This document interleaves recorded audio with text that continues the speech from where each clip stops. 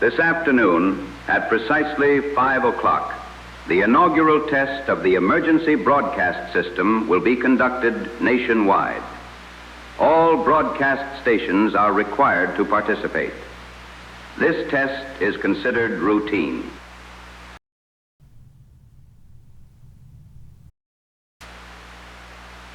Within the next hour, at precisely 5 o'clock, the inaugural test of the emergency broadcast system will be conducted nationwide.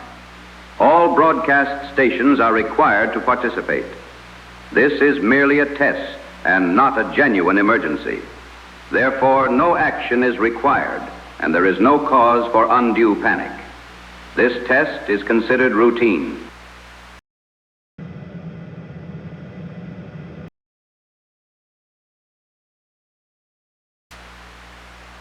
Alert!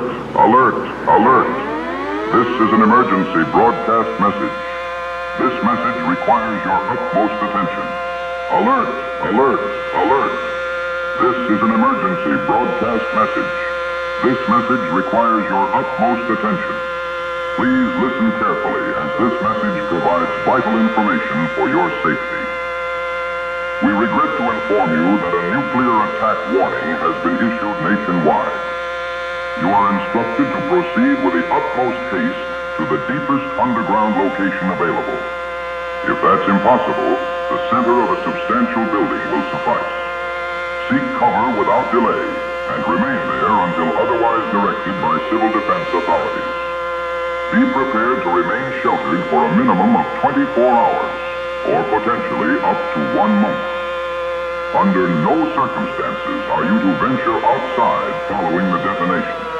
I repeat, avoid all outdoor activity post-detonation. Exposure to radiation may result in grave injuries, the development of cancer, or, in the worst scenario, death. Remain tuned for further guidance from emergency officials, which will elucidate any matters pertaining to your health and security.